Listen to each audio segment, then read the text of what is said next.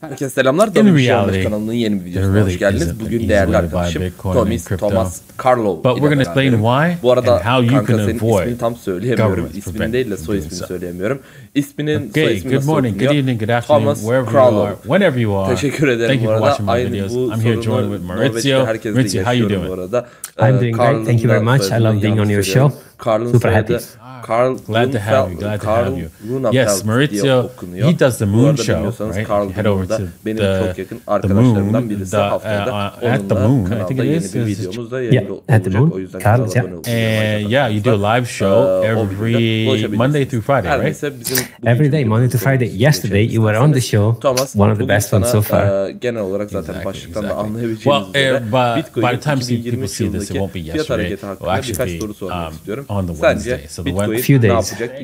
Yeah, exactly. So, yeah, it's a great show. So make sure you check that out. Links will be in the description. And also, yeah, you have your own channel as well, right?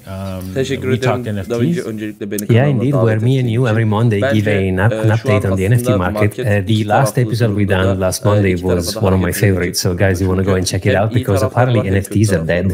Bildiğiniz üzere şu an çok fazla hacmimiz yok markette. Aynı zamanda yes.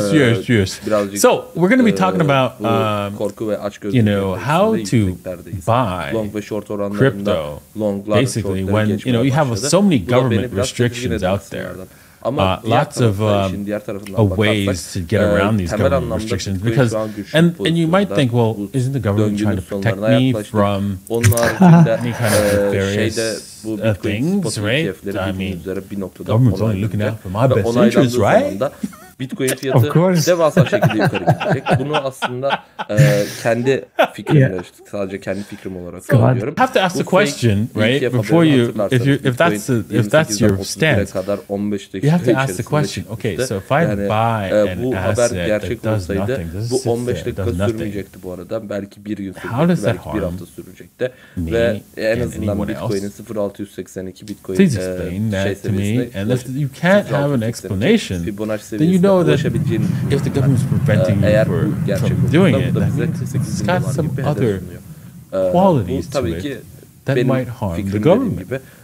Şu an yine arada bir yerdeyiz burada. Şu an 34.000'deyiz. Bitcoin'in tuşlayacak bir şeye ihtiyacımız var şu an. Bitcoin yeah. Except they have the ability to print money, and that ability şu an çok ara bir you noktadayız to yani. do Burada çok önemli büyük bir wealth fiyat over seviyemiz time. olmadığı için Is wealth slowly over time, and eventually you will become poor and poor, and it will be difficult for you to survive. So that is what they're doing with the current monetary system that printing too much money, and this current asset, which is Bitcoin, it shines a light on that and shows people, ama eğer Bitcoin hakkında kötü bir haber görmeye başlarsak, right? Don't you agree, Maurizio? Yeah, I was about to charge up for my two satoshis in here. So think about it this way: like if only there was an asset you can make more of, which is transparent, decentralized, and on the other hand, you have a bunch of punks printing monies, which they only need money because they are basically monopoly money. They basically paper. Such nobody, nothing. Of course, they want to try and stop it. Because, if you think about it, if you are a shady individual, you don't like transparency, right? Because you want to stay in the shade. So as soon as someone comes up with a better solution or better value for your money, literally, you don't want them to buy it. So you want to protect the people, right? Yes, exactly. You don't want them to protect their wealth from you printing money. That's crazy. Why would you want that? So that's the problem with our current financial system. Our current financial system is the biggest fraud. And I look forward to the day that people realize that, everyone realizes it, just like we realize that slavery doesn't work. Slavery is a bad idea. Bitcoin için yorumlar için teşekkür ederim öncelikle. Believe it or not, I'm sure back in the days when slavery was big, everybody believed in it. Şimdi sen ne düşünüyorsun bilmiyorum Da Vinci, and ama today ben you think the slavery of your government charging you income taxes, ama well, so you can print biraz money erken olabilir diye düşünüyorum. Çünkü and also making you a slave by printing the money and charging you taxes on top of what they printed. Bu ne demek oluyor?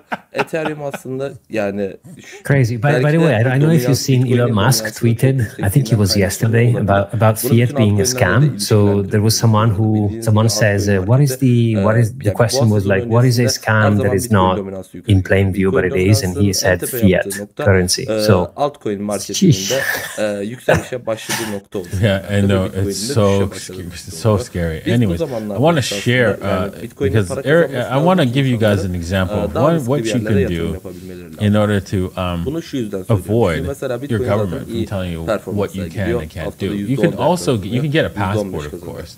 But that can be expensive. And this, for only $250, you can get a digital ID in the country of Palau.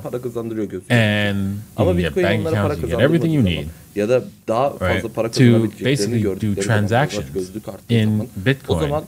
Any exchange, because most exchanges have been running from your local jurisdictions, such as the United States, UK, Australia, Canada, so forth. And they're kicking people out. So, for example, I'm being kicked out as a Canadian from many different exchanges, even though before it was okay. And so this is an example of just being born in a specific geographical region is not a reason for you to not be able to do something that has nothing to do with anyone except protecting yourself, right? And, you could say, well, if the Bitcoin takes over, the government's going to run out of money. Yeah, that'd be a good thing. Exactly. By the way, I don't know if you've seen, I was reading an article yesterday that over the past 10 years, the dollar has lost 99.5% of the value against Bitcoin only in the 10 years.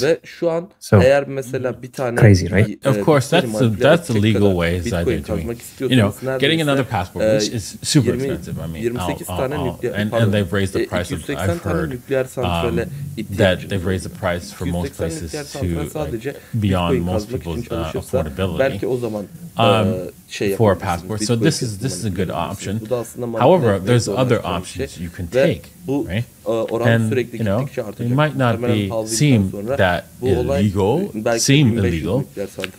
but they're really not per se. I'm not going to say what they are exactly. I'm going to let you infer.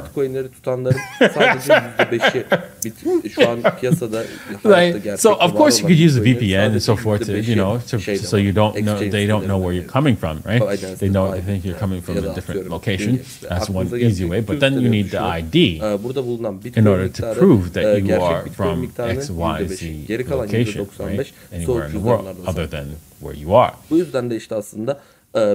And most of the exchanges, it is their responsibility to ensure they have the right information on who you are. You do not get into trouble if you provide false information, if they do. Right? It's an exchange. So you understand that, right? That concept. Okay. Now, the same concept applies to when you go to buy liquor. Fake IDs. Yeah. Artık kazma muhabbeti diye bir şey yok. Genel olarak Ethereum üretmek için yapmanız gereken şey stake dediğiniz. Mesela $1000'ınız var. $1000'ınızı stake ediyorsunuz. Bir ay sonra size $50 veriyor. %5 olarak $50 Ethereum kazanmış oluyorsunuz. So, yeah. Not saying you should go out and get some fake ID and present it to exchange, but people have done that in the past. Kids have done that and gotten away with buying alcohol. Right? So it's a possibility there. Now, if you're going to do that, if you do that, I would not suggest you leave any crypto on that exchange because it is on their responsibility to verify who you are and verify that your ID is legitimate. And so if they were to determine that it is your not legitimate ID, they will probably confiscate the crypto that you have there. So you are running that risk, right, as well. So It doesn't make any sense to do it legitimately. You might as well pay the $250 Ama bunu yapmak to için get artık a biraz geç kalındı legitimate diyebilirim. ID from $100 Palau, artık şu an o kadar yüksek bir miktar değil. Aynı zamanda Yeah, that's a good tip, especially even with VPNs and everything. You know, be careful because if maybe one day you forget to turn it on, or you change your location, or whatever God knows happens, they could take the entire amount you have. Yeah, indeed. So be careful. They won't do it if you have legitimate ID per se. Some exchanges will just ban you outright. You one-time log in from the United States, which is wrong. So you have to be careful with that, right? Each exchange has their own policy, and ama Lambo Aventador'ın sadece egzozunu değiştirdik $22.000. Bunu geçen hafta gittim.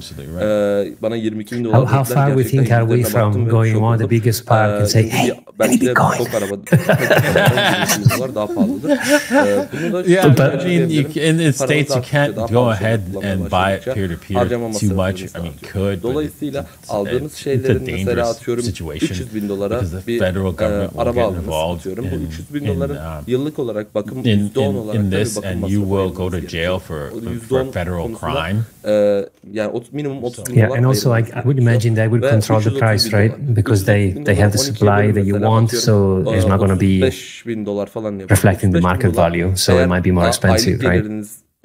Yeah, it will be more expensive in some cases, especially in the US. If you go bu $35.000 aylık masrafı %10'dan fazlaysa yani o arabayı satın. Çünkü I won't go into exact laws, but I know people who have done this and they did this once or twice, and then they realized, oh, it was a bad idea, and then went legit, but it was too late. The federal government didn't care.